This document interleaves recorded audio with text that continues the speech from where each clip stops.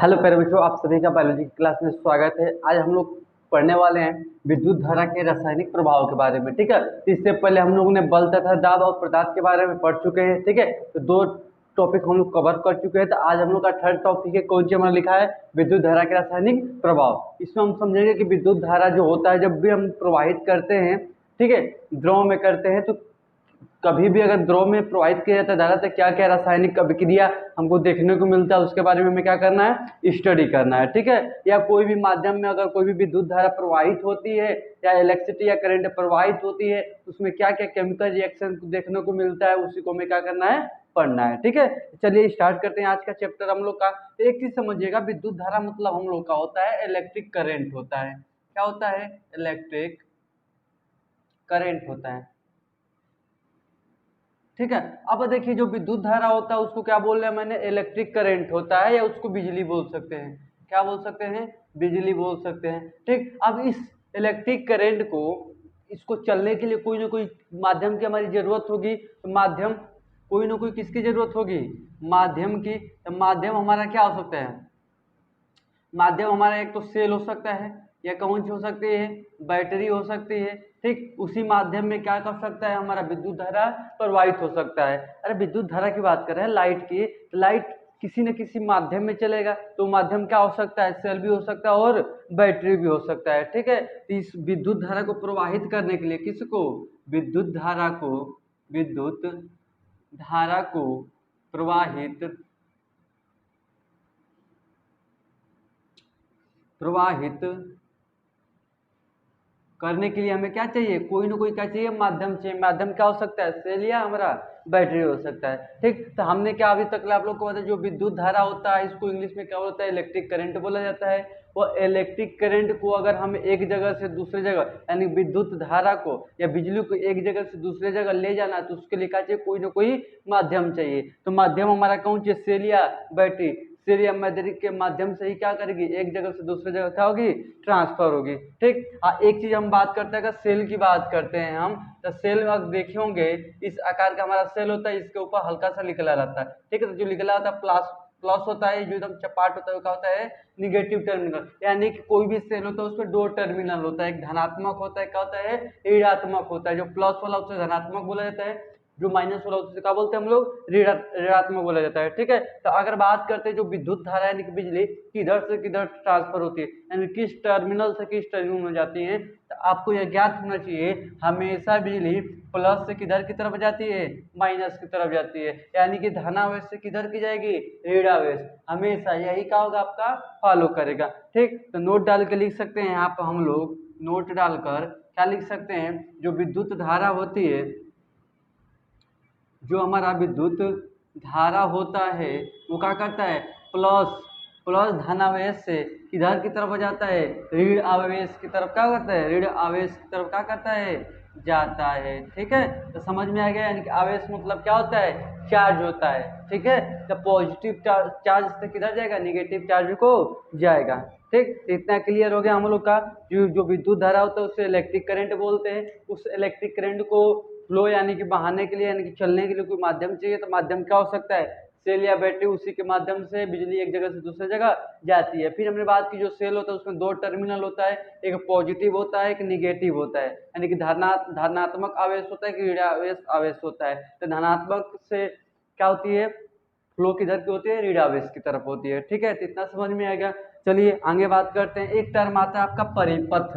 तो परिपथ को समझते हैं कि परिपथ हमारा क्या होता है। ठीक है, तो जो भी हमारा विद्युत धारा होता है उसको प्रवाहित करने के लिए जिस पथ पर प्रवाहित किया जाता है उसको क्या बोलते हैं, परिपथ। तो हेडिंग कौन सी डालेंगे, परिपथ।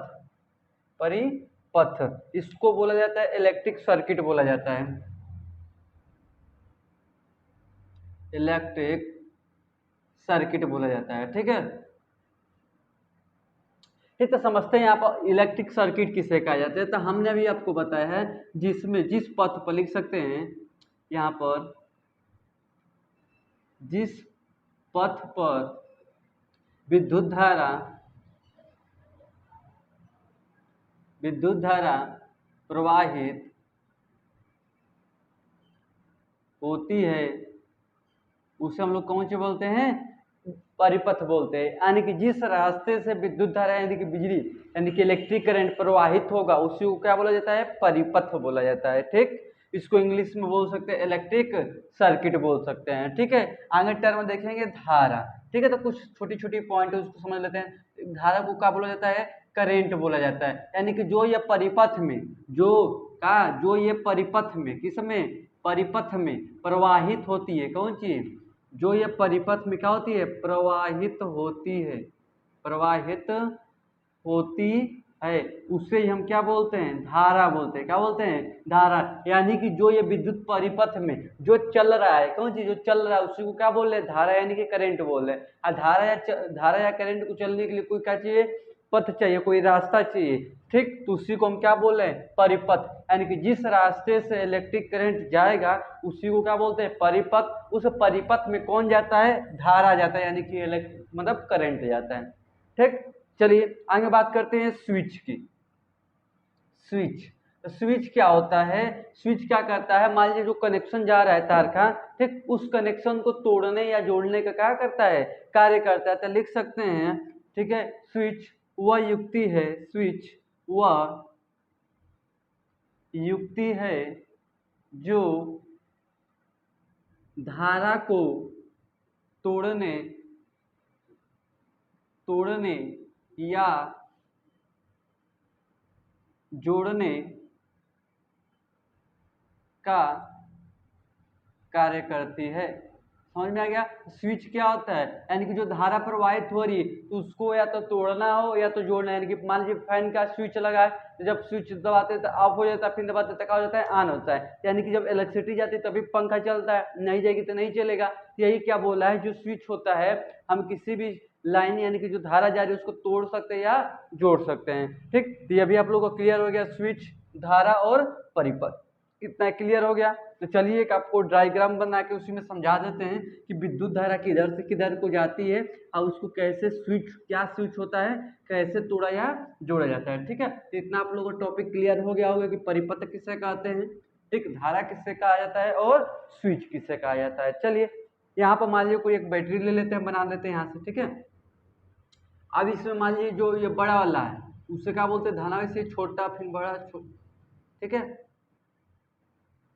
इससे जोड़ देते हैं। ठीक, तो ये जो छोटा वाला यहाँ पर है ये हमेशा ऋणावेश होता है, जो ये बड़ा वाला है उससे हमेशा क्या होता है, धनावेश होता है। क्या होता है, धनावेश होता है। अब यहाँ पर मान लो स्विच जोड़ लेते हैं हम, क्या जोड़ लेते हैं, स्विच, ये कौन सी हमारा स्विच है। ठीक, ये पूरा का पूरा हमारा कौन सी बैटरी है। ठीक, ये बैटरी, ये हमारा धनावेश है, ये कौन सा हमारा ऋणावेश है। ठीक, जब बिजली प्रवाहित करने की बात आएगी तो किधर से चलेगा, इस धनावेश से इधर की तरफ आएगा ऋणावेश। अब देखिए स्विच का हुआ उठा हुआ है, इस तार में दशा मतलब इसको टच नहीं है। आप विद्युत धारा एक चीज ध्यान दीजिएगा, विद्युत धारा हमेशा बंद परिपथ में चलता है, कभी भी खुले हुए परिपथ में नहीं चलता है। ठीक, तो इतना हम नोट डाल के लिख सकते हैं कि जो विद्युत धारा होता है वो हमेशा बंद परिपथ में चलता है। अब देखिए ये परिपथ हमारा बंद नहीं है, खुला हुआ है। क्यों खुला हुआ है, क्योंकि यहाँ पर देखिए यहाँ पर ओपन है, तो ओपन यानी कि खुला हुआ परिपथ में, यानी कि जो ऐसा रास्ता हो जो क्या हो, खुला हुआ हो। कैसा हो, मान लो इस तरह खुला हुआ है, क्लोज ही नहीं है, इसमें भी विद्युत धारा प्रवाहित हमारा नहीं करेगी। तो हमने क्या बोला, जब इसको मैं इससे टच कराऊंगा, क्या कराऊंगा, टच, तो जब ये टच करा दूंगा तो ये क्या बन जाएगा, क्लोज, यानी कि बंद परिपथ बन जाएगा। कैसा बन जाएगा, बंद परिपथ। जब बंद परिपथ हो जाता है तब भी क्या होता है, विद्युत धारा क्या होती है, प्रवाहित होती है। तब ये इसके आगे कहा जाएगा, हमारा करंट किधर की तरफ जाएगा, इस निगेटिव की तरह जाएगा, फिर इसमें चला जाएगा, फिर इधर से निकलेगा, फिर जाएगा। इसी तरह प्रोसेस से कौन सा चलता है, हमारा विद्युत धारा क्या होता है, प्रवाहित होता है, प्लस टर्मिनल से लेके माइनस टर्मिनल की तरफ। ठीक है, और जब ये उठा रहेगा तो धारा प्रवाहित हमारा नहीं होगा। ठीक, तो नोट डाल के यहाँ से हम लोग लिख सकते हैं, नोट डाल के, जो विद्युत धारा बंद परिपथ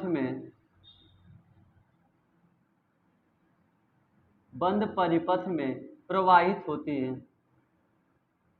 किसमें प्रवाहित होती है, बंद परिपथ में। कभी भी खुले हुए परिपथ में आपका विद्युत धारा प्रवाहित नहीं होता है।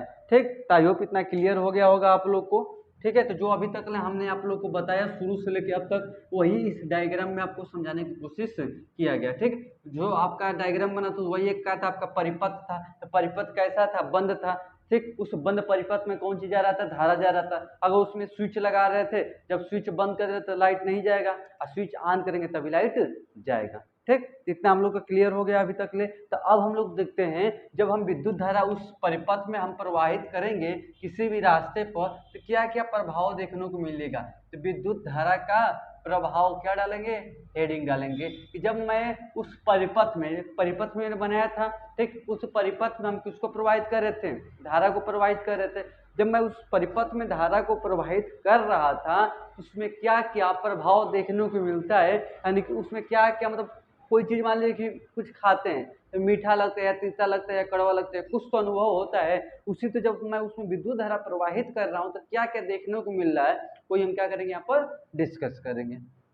ठीक है। और एक बात और हम आप लोग को बता दें, जो विद्युत धारा होता है वो फ्री ऑफ इलेक्ट्रॉन की वजह से ही एक जगह से दूसरे जगह जाता है। ठीक, कभी भी ऐसे क्वेश्चन आ जाए कि जो विद्युत धारा होता है एक जगह से दूसरे जगह किसकी वजह से जाता है, तो फ्री इलेक्ट्रॉन की वजह से जाता है। ठीक, अब फ्री इलेक्ट्रॉन किस में पाए जाते हैं? धातुओं में पाए जाते हैं, और धातुओं में कभी भी फ्री इलेक्ट्रॉन नहीं पाया जाता है। ठीक, तो विद्युत धारा हमेशा किस में प्रवाहित होता है? धातु में, और धातु में नहीं होता है। चलिए यहाँ पर हमने पहला बात करेंगे, यहाँ पर क्या लिखा है? विद्युत धारा का प्रभाव। तो पहला प्रभाव हमारा होता है तापीय प्रभाव। पहला क्या लिखेंगे? तापीय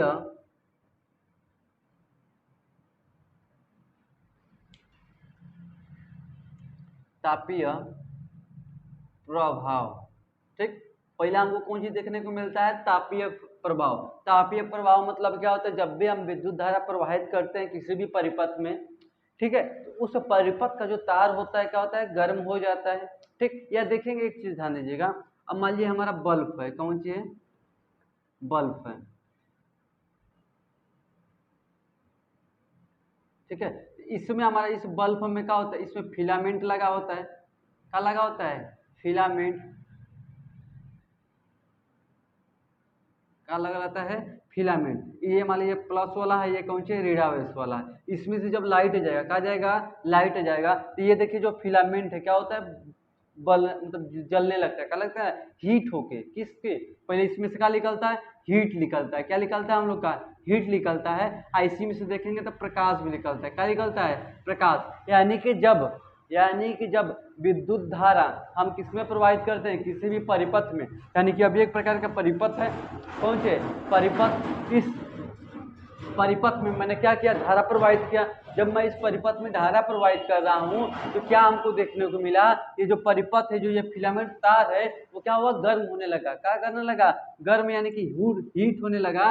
यानी कि उसमें से क्या निकलने लगे? हमारा उष्मा निकलने लगी, हीट होने लगा। और हीट देने के बाद देखे तो उसमें से कुछ प्रकाश निकलने लगा, लाइट निकलने लगा।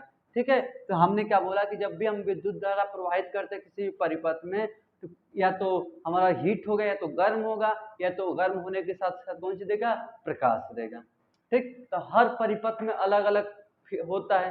ठीक है, सभी परिपथ में आपका हीट और गर्म नहीं होता, हर में अलग अलग चीज बनता है। ठीक है, यानी कि सभी परिपथ में ऐसा कुछ बात नहीं है। ठीक, तो इस जो फिलामेंट होता है वो भी हमारा किसका बना होता है? तार का बना होता है। ठीक, तो जब ये होता है तो जब करते तो क्या होता है? उष्मा निकलता है, और कौन सी निकलता है? प्रकाश। ये बीच में कौन सा होता है? फिलामेंट होता है। ठीक, तो यहाँ से हम पहला पॉइंट बना के लिख सकते हैं कि जब हम विद्युत धारा क्या करते हैं? प्रवाहित करते हैं।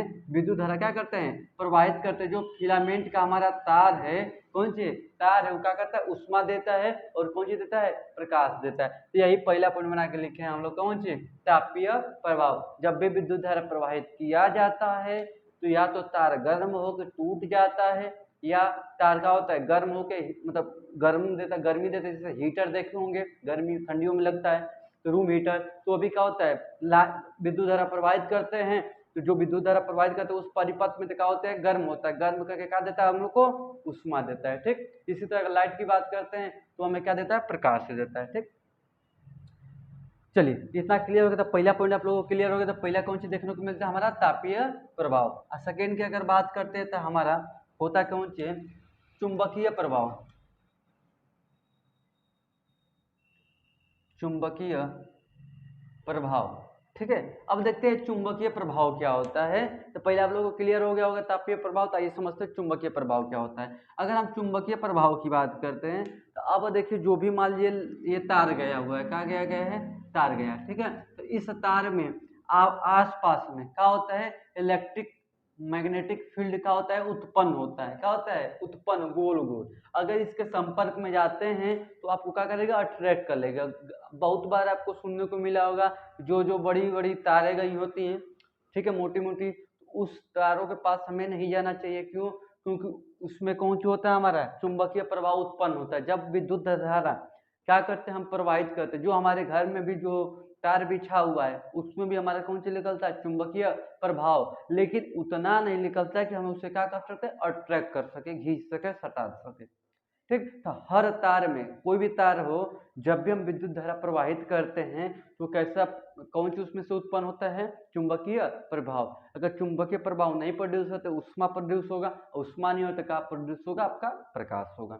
ठीक, यानी कि जब भी विद्युत धारा कोई भी परिपथ हो तो ये 2-3 केस हमको देखने को मिलता है। तो हमने अभी आपको क्या बताया है कि जब भी विद्युत धारा प्रवाहित करेंगे तो जब देखिए, जब जितने ज्यादा वोल्टेज होगा, जितने हाई वोल्टेज होगा, उतने का होगा चुंबकीय प्रभाव का होगा, उतना ही ज्यादा होगा। जितने वोल्टेज हम लोग का कम होगा, उतना ही क्या होगा, चुंबकीय प्रभाव क्या होगा, कम होगा। देखे होंगे जो हमारे घर में तार बिछी होती है तो उसमें उतना वोल्टेज का लाइट नहीं जाता है, जिसकी वजह से क्या होता है, वह चुंबकीय प्रभाव नहीं दिखा पाता है। और ऊपर देखेंगे तो रैपिंग लगाया होता है प्लास्टिक का, ठीक है, इसकी वजह से नहीं होता है। और दूसरी बात, और उसमें देखेंगे उतना वोल्टेज का कौन सी लैप धारा प्रवाहित नहीं होता, जिसको जिससे वह गर्म होकर जल सके। कभी कभी देखते हैं जल के टूट भी जाता है, ठीक है। जब ज्यादा तेज लाइट आ जाती है तो क्या हो जाती है, तार जल के क्या हो जाता है, टूट जाता है। यानी कि तार में क्या हो रही है, यानी कि उष्मा निकल रहा है, हीट निकल रहा है। ठीक, ये चीज देखने को मिलता है। इसलिए बोला जाता है कि जहाँ बड़ी बड़ी मोटी मोटी तारें गई होती है, हाई वोल्टेज की जब उसमें सप्लाई की जाती है तो उसके आसपास हमें नहीं जाना चाहिए। क्यों नहीं जाना चाहिए? क्योंकि चुंबकीय प्रभाव वो अपने आप सब क्या करेगा, आप दूर ही खड़े रहेंगे उससे अट्रैक्ट करेगा, अट्रैक्ट करके आपको जला देगा। ठीक, तो समझ में आ गया, 2 पॉइंट आप लोगों को क्लियर होगा। तो चलिए अब आगे हम लोग समझते हैं कि कौन कौन सा ऐसा पदार्थ है, ठीक है, उसमें जिसमें क्या होती है, विद्युत धारा प्रवाहित करते हैं। ऐसा कौन कौन सा पदार्थ है जिसमें विद्युत धारा प्रवाहित नहीं होती है, या ऐसे कह सकते हैं कौन कौन से पदार्थ में विद्युत धारा प्रवाहित होती है, किसमें किसमें नहीं होती है। चलिए स्टार्ट करते हैं। यहाँ से हेडिंग डालेंगे सुचालक। हेडिंग कौन सी डाला जाएगा, सुचालक। अब देखिए सुचालक किसे कहा जाता है, एक आपका होता है कुचालक, एक होता है आपका सुचालक, दूसरा क्या होता है, कुचालक होता है। थर्ड की बात करते हैं तो आपका एक होता है सेमी कंडक्टर, सेमी कंडक्टर। तो चलिए यहाँ पर समझ लेते हैं सुचालक, कुचालक और सेमी कंडक्टर होता क्या। तो अगर बात करते हैं हम सुचालक के, तो जिसमें क्या होता है, बोल सकते हैं जिसमें क्या होता है, जिस पदार्थ में, बोल सकते हैं जिस पदार्थ में क्या होता है, विद्युत धारा प्रवाहित होता है, प्रवाहित होता है, उसे हम लोग क्या बोलते हैं, सुचालक बोलते हैं। और जिस पदार्थ में विद्युत धारा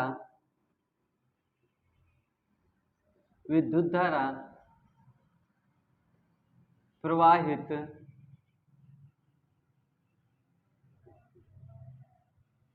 नहीं होता है उसे क्या बोलते हैं, कुचालक बोला जाता है। देखिए जिसमें हमारा विद्युत धारा प्रवाहित होगा उसे क्या बोल देंगे, सुचालक बोल देंगे। और जिसमें हमारा विद्युत धारा प्रवाहित नहीं होगा उसे क्या बोल देंगे हम लोग, कुचालक बोल देते हैं। ठीक है, अब सेमी कंडक्टर क्या होता है तो समझ लेते हैं। जिस पदार्थ में विद्युत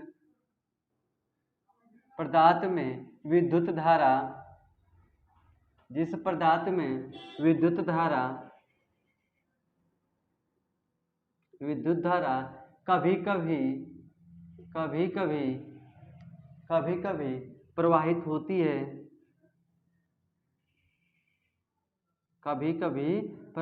उसे क्या बोलते हैं, सेमीकंडक्टर बोला जाता है। यानी कि जब जिस भी पदार्थ में विद्युत धारा प्रवाहित करेगा उसे क्या बोल देंगे, सुचालक बोल देंगे। आज जिसमें हमारा विद्युत धारा प्रवाहित नहीं करेगा यानी करंट प्रवाहित नहीं करेगा, बहेगा नहीं, उसे क्या बोल सकते हैं हम लोग? कुचालक बोल सकते हैं। आज जिसमें कभी कभी करेगा कभी कभी नहीं करेगा, उसे क्या बोल देंगे?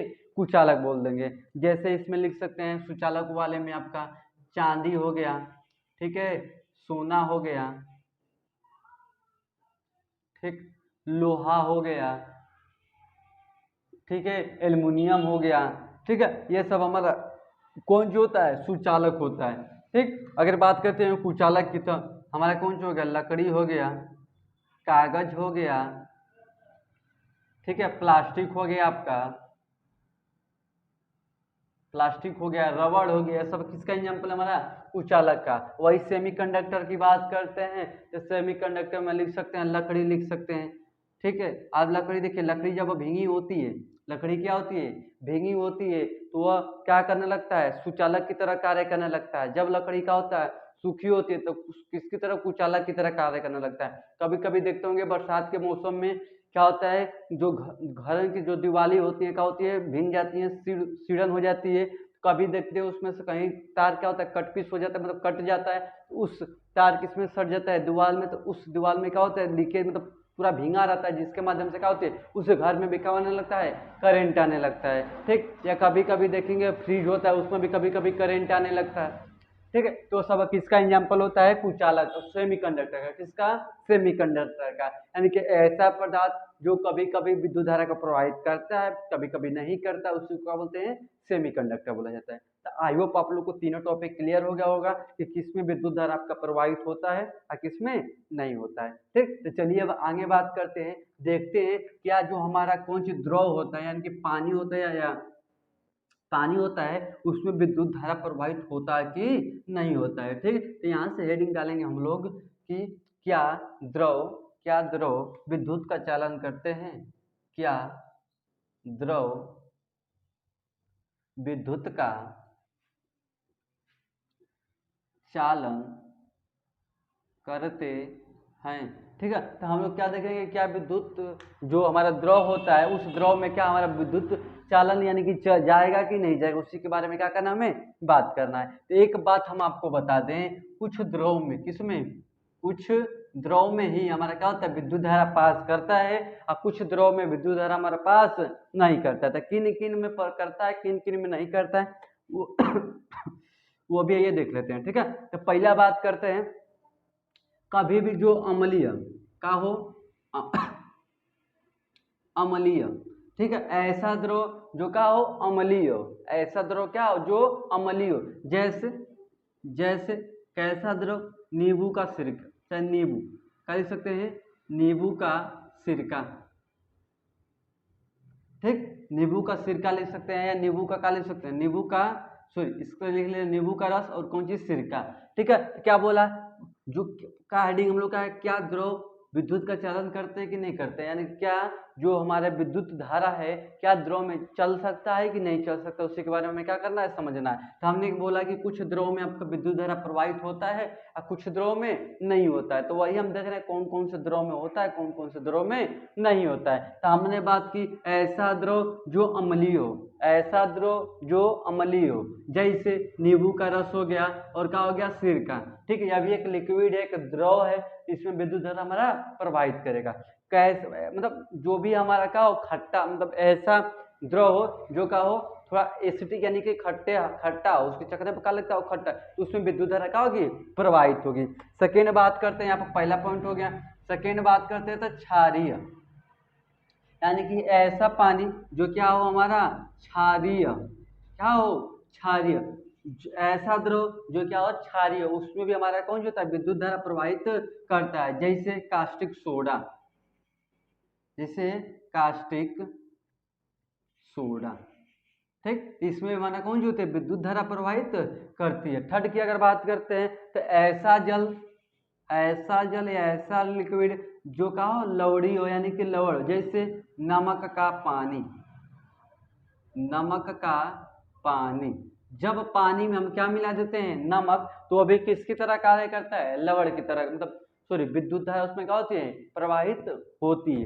क्या बोला है, ये अम्लीय, अगर कोई द्रव अम्लीय हो या क्षारीय हो या लवणीय हो, इसमें हमारा विद्युत धारा प्रवाहित करता है। अब बात करते हैं किसमें नहीं करता है। यहाँ पर नोट डाल के लिखेंगे किसमें नहीं करता है। जो हमारा उदासीन हो, उदासीन हो यानी कि ऐसा जल जो क्या हो हमारा उदासीन हो, ऐसा द्रव जो क्या हो उदासीन हो, उसमें हमारा क्या होती है विद्युत धारा प्रवाहित नहीं होती है। जैसे जैसे हम लिख सकते हैं कौन चीज, चीनी पानी का घोल, चीनी चीनी पानी का चीनी पानी का घोल, ठीक है। तो जब हम क्या करेंगे पानी में, कौन चीज, जब हम पानी में क्या मिला देते हैं, चीनी, और चीनी का बढ़िया से घोल बना लेते हैं, अगर उसमें हम विद्युत धारा प्रवाहित करेंगे तो प्रवाहित नहीं होगा। ठीक, तो समझ में आ गया। ये तीन द्रवों में क्या होगा, हमारा विद्युत धारा प्रवाहित करेगा, लेकिन उदासीन में हमारा विद्युत धारा यानी कि उदासीन द्रव में हमारा विद्युत धारा प्रवाहित नहीं करता, जैसे चीनी पानी का घोल। ठीक, चलिए एक लास्ट टॉपिक आप लोग का बच्चा इसे भी खत्म कर देते हैं आज की क्लास में। ठीक, ये हम लोग का आज का लास्ट टॉपिक है आज, ठीक है। तो इसमें बात करते थे, छोटा टॉपिक था, ज्यादा लंबा टॉपिक नहीं था, इसलिए एक ही लेक्चर में क्या हो गया हम लोग का कवर हो गया। ठीक, तो चलिए बात करते हैं। हमने हेडिंग पहले ही शुरू में बोला था कि क्या चैप्टर का हम लोग का नाम था, विद्युत धारा के रासायनिक प्रभाव। तो देखते हैं जब हम विद्युत धारा द्रव में प्रवाहित करते हैं तो क्या क्या रासायनिक अभिक्रिया देखने को मिलता है। यही हम लोग का मेन मुद्दा था इस चैप्टर का, कि जब भी विद्युत धारा प्रवाहित किया जाता है तो क्या क्या रासायनिक प्रभाव देखने को मिलता है, वही हमारा क्या करना इसमें पढ़ना है। तो हेडिंग कौन सी डालेंगे, विद्युत धारा का रासायनिक प्रभाव, विद्युत धारा का रासायनिक प्रभाव, हेडिंग तो डाला, ये चलिए समझ लेते हैं। ठीक है, वो तो बेसिक चीजें बातें थी, क्योंकि बेसिक चीजें तब तक हमें नहीं आती होगी तब तक ये टॉपिक तो समझ में आने वाला नहीं था। ठीक, तो वो बेसिक चीजें थी, मेन मुद्दा इस चैप्टर का यही था हम लोग का। ठीक है, तो चलिए यहाँ पर समझते हैं। जब भी हमारा मान लीजिए ले लेते हैं थोड़ा बड़ा सा टॉप, ठीक, इसमें मान लीजिए जैसे कि नहीं सेल होता है मोटा सा, वो जो टॉर्च में लगता है उसमें निकालेंगे ना तो उसमें से काला काला का कलर का निकलता है, कौन चीज, उसको बोलते हैं रुकिए इसको इस तरह कर लीजिए। ठीक है, तो हमने क्या बोला, जो उस टॉर्च होता है उस टॉर्च को जब उसको तोड़ेंगे तो उसमें से ग्रेफाइट निकलता है, गोल गोल काले रंग का होता है, उसी को क्या बोलते हैं, ग्रेफाइट बोलते हैं। क्या बोला जाता है, ग्रेफाइट बोला जाता है। ठीक, तो दो ग्रेफाइट निकाल लेंगे। ठीक है, इसको क्या करेंगे, इसको बैटरी के साथ क्या करते हैं, जोड़ देते हैं। ठीक है, इसको क्या, इधर क्या होगा ऋणावेश, इधर कौन सा हो गया, धनावेश हो गया। ठीक, हमने किसके साथ जोड़ दिया, बैटरी के साथ। किसको जोड़ दिया हमने, इस इलेक्ट्रोड को। किसको जोड़ दिया, इलेक्ट्रोड को।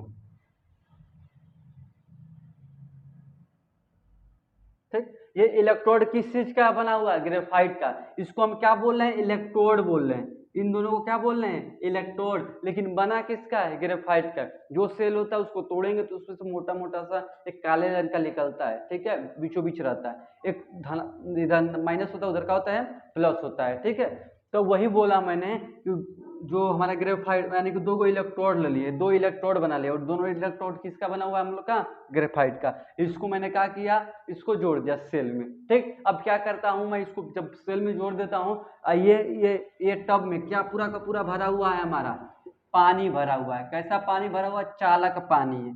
कैसा पानी है, चालक पानी है, यानी कि चालक पानी मतलब समझ रहे हैं, इसमें क्या होगा, विद्युत धारा आसानी से प्रवाहित हो जाएगा। ऐसा मैंने पानी लिया। ठीक, जब मैंने इसमें इलेक्ट्रिसिटी यानी कि इसमें क्या किया हमने, विद्युत धारा प्रवाहित की, क्या की, विद्युत धारा प्रवाहित की। जब मैंने विद्युत धारा प्रवाहित की तो क्या देखने को मिला, इसके इलेक्ट्रोड के अगल बगल, इसके इलेक्ट्रोड के अगल बगल बुलबुले से निकलने लगे। क्या निकलने लगा, बुलबुला सा। इसके अगल बगल क्या निकलने लगा हम लोग का, वो बुलबुला निकलने लगा।